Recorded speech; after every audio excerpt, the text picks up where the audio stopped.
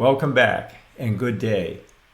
Before we dive into new material in this episode, I would like to cover a few points that we've already made about risk and the idea of an OCR quality risk analysis. First and foremost, we must remember that risk is about loss or harm.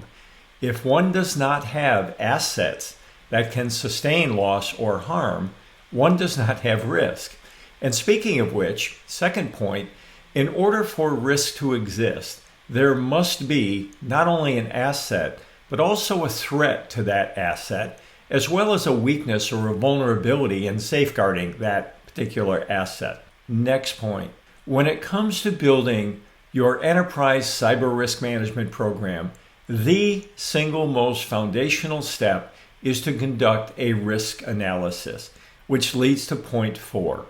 Risk analysis is the basis of a risk-based approach to enterprise cyber risk management, as contrasted from, among other things, a controls checklist-based approach, against which I rail and will continue to rail.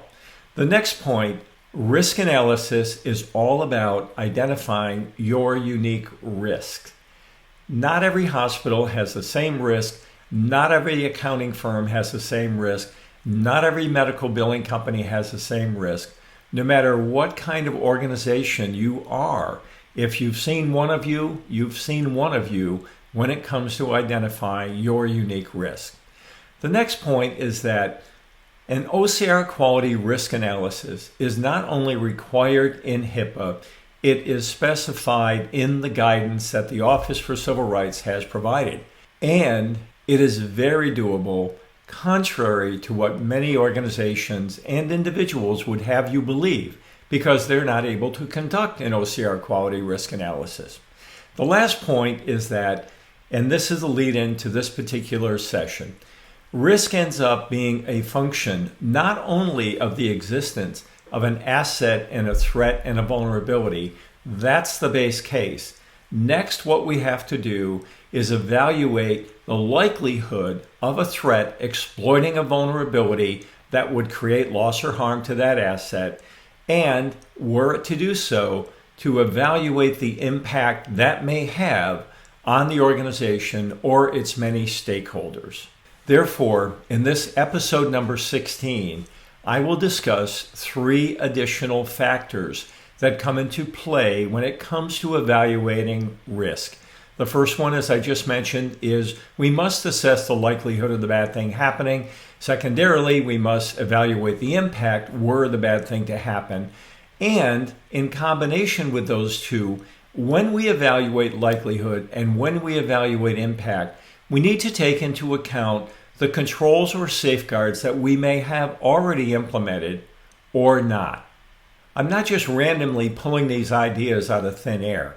If we go back to the OCR Quality Risk Analysis Guidance, the so-called final guidance on conducting risk analysis, we will find that it is a requirement to assess the likelihood of a threat exploiting a vulnerability, the impact were that exploitation to take place, as well as ultimately to determine the risk rating. So let's proceed. As always, before we dive in, and as a quick reminder of where we are in our journey, we're in episode number 16 today. I plan to record a total of 30 episodes. We're not quite at the 3/4 turn, but we're inching our way towards that. I would also like to remind you, if you've not subscribed to the YouTube channel, please go ahead and do so that you're notified if there are any changes to existing episodes or if we post new ones. Additionally, use that platform as a way to provide feedback. And last but not least, if you have any friends or colleagues whom you believe will benefit from this material, please feel free to share the YouTube channel and link. So let's dive in. First of all, let's talk about this concept of likelihood. As you can see in the slide, there's a definition that's based on NIST, a weighted factor based on the subjective analysis of the probability that a given threat is capable of exploiting a given vulnerability or a set of vulnerabilities. And as indicated below that box, it is typically based on the intent of the adversary, the capability of the adversary, who and how the adversary may be targeting its victims, and last but not least, as I mentioned earlier, the controls that you may have in place. Let's think for a moment of some examples for your organization. What's the likelihood of a laptop being stolen or lost? If the laptop is lost, what's the likelihood of the data being accessed? Switching gears. What's the likelihood of a lightning strike on your home? Yet again, another switching of gears. What's the likelihood, especially in this day and age, of a malware/ransomware attack? What's the likelihood of a shoulder surfer seeing and remembering protected health information that may be on your screen? What's the likelihood of an employee making an error, let's say sending out an email that's supposed to be addressed only to blind carbon copy recipients, but exposing the names of hundreds of individuals announcing a new HIV formulary? What's the likelihood of a tornado hitting your area and your facility? Or what's the likelihood of a home burglar getting into your home? We think of those things in terms of the probability of those bad things happening. And when one assesses likelihood, you need to think about it in the context of what controls you may or may not have in place. Notice the sample likelihood rating. In this table, we have a rating from 1 to 5, going from rare, unlikely, moderate, likely to almost certain. And we've based this likelihood in a probabilistic way based on the percent likelihood that the event would happen in the next 12 months. For example, what's the likelihood of a laptop being stolen or gone missing in your organization? Well, depending on what security company you may consult with this week, you'll find that thousands of laptops go lost or missing in the United States every week. You might rate the likelihood of a laptop being stolen or going missing very high. In fact, almost certain. On the other hand, think about a lightning strike on your home. Probably rare, once every 20 years. So when we think about likelihood, it's usually over some range of ratings that indicate some probability of the bad thing happening. Let's now move to the matter of impact. Once again, drawing your attention to the upper left, impact is a magnitude of loss or harm that can be expected to result from the consequences of a compromise of confidentiality, integrity, and or availability of data systems and devices. Once again, this is based on NIST. When we assess or rate impact, we typically consider all the potential stakeholders of your organization that may be affected. We think broadly in terms of people, processes, and economics of such an adverse impact, what controls are present, what controls are missing.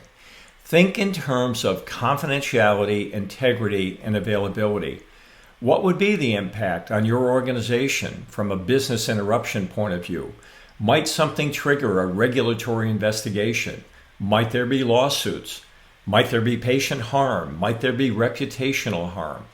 In the example that's shown in the table here, we rate once again on a scale from 1 to 5, with the lowest rating indicating insignificant effect or impact on your organization, all the way up to a worst-case scenario of disastrous. The examples that are shown are illustrative only and are not dictated. You need to think about how you would assess an adverse effect on your organization were there to be a compromise of confidentiality, integrity, and availability. For example, in this table, it's indicated that a $20 million cost to an organization would be disastrous. Well, for most organizations, that's true. On the other hand, for a large integrated delivery network, that might not be such a big deal. I believe I mentioned the case of Anthem, where at last count, they had expended out-of-pocket, unbudgeted, over $400 million, including a $16 million negotiated settlement amount with the Office for Civil Rights. For some organizations, disastrous might be something that costs the organization $2 million or $200,000. The good news is that your organization may set both your likelihood ratings and your impact ratings. And NIST Special Publication 800-30 around conducting a risk assessment includes detailed descriptions and guidance on how you might go about doing that. This slide brings likelihood and impact together and shows a classic so-called risk matrix. Think about this matrix in the following scenarios. Let's suppose a burglar breaks into your home and steals a laptop, and let's suppose that there's no encryption. By the way, as a reminder, the laptop is the asset, the burglar is the threat, the lack of encryption is the vulnerability. Let's suppose that we rate that as something that almost certainly could happen, and were it to happen, given the nature of the data on that laptop, it could be disastrous.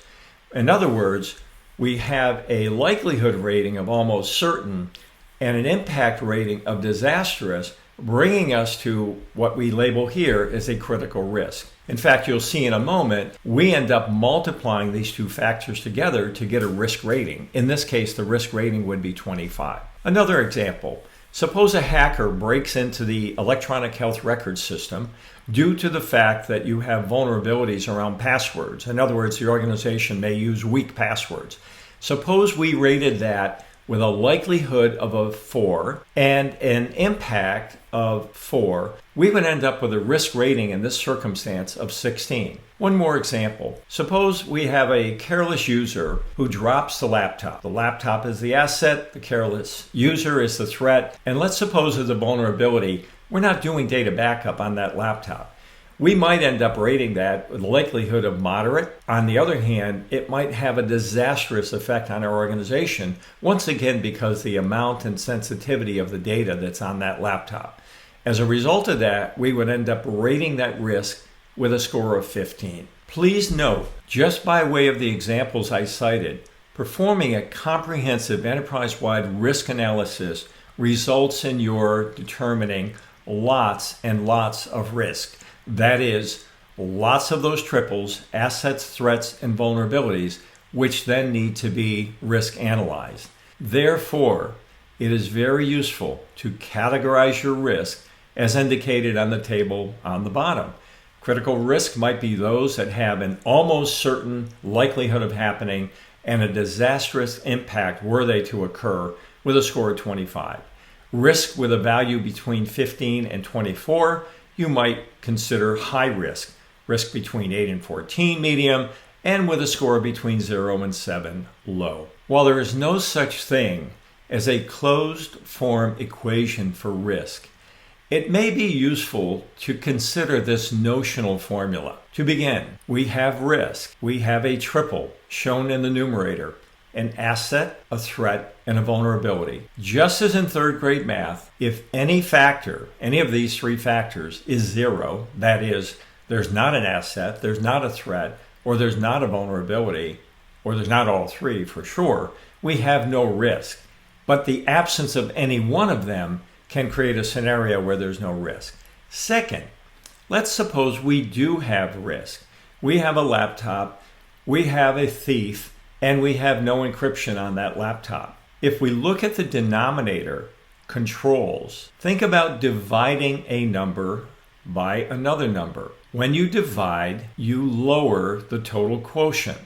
In this case, we're dividing by controls. The concept, the notional concept is the more controls we have, the bigger the denominator, the smaller the quotient will end up. We reduce risk when we have controls. Finally, given the inherent risk, we next rate the risk by multiplying by the likelihood and the impact. And I want to just point out quickly, again, how do controls fit in, just in case we missed it.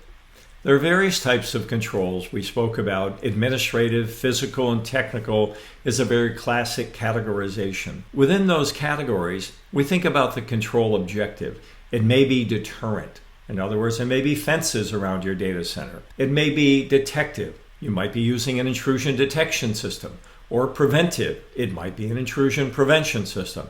Or it might be a corrective control, data backup, or your business continuity plan. Controls fit into the overall notion of risk when it comes to making efforts to reduce risk. And we reduce it by influencing the likelihood of the bad thing happening and were it to happen, the impact. Let's return from the notional world to the real world, although I have to emphasize that this is a greatly simplified risk register. Let me draw your attention to number 1, the asset, threat, vulnerability triples, the first 3 columns starting on the left-hand side. Next, look at the likelihood and impact ratings.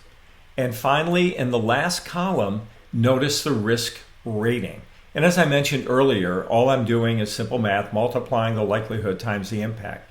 When one approaches risk analysis in this way, which is the prescribed way in NIST Special Publication 800-30, as well as the guidance provided by the Office for Civil Rights, one ends up with a natural risk rank ordering from your most serious to your least serious risk. One final note, the level of granularity question. Yes, I've got really detailed, very granular assets listed in this simple risk register. While not at the individual laptop or server or mobile device level, indeed, we don't get that granular. If you've got 1,000 laptops in your organization, you need not do 1,000 separate risk analyses. You put them into categories. Speaking of laptops, it might be that we have one category of laptops used by the executive team. We may have another category of laptops used by other management and staff. We may have yet again another category of laptops used by home health clinicians. And we develop the categories based on an initial instinctive or intuitive sense of the kinds of threats there are for those particular asset categories. And by the way, all reasonably anticipated threats and vulnerabilities must be considered once we designate those categories. As one example, when we risk analyze a category of laptops, say laptops used by home health clinicians, we consider over 50 different triples or risk scenarios for which we then go on to consider all reasonably anticipated threats and vulnerabilities and then assess likelihood and impact. So what we covered in this episode were 3 additional factors of risk. We talked about likelihood, we talked about impact, and we talked about the influence of controls on likelihood and impact respectively. As always, I'm ending this session with a set of suggested actions as well as some references and resources for you to consider. And I would encourage you to do that while the material is still fresh in your mind. In the next episode, I will discuss the concept of your risk appetite, your organization's risk appetite, that is, and more specifically, your organization's cyber risk appetite. In doing so, we'll talk about setting and communicating your risk appetite. We'll talk about using your risk appetite to make better informed decisions about risk management.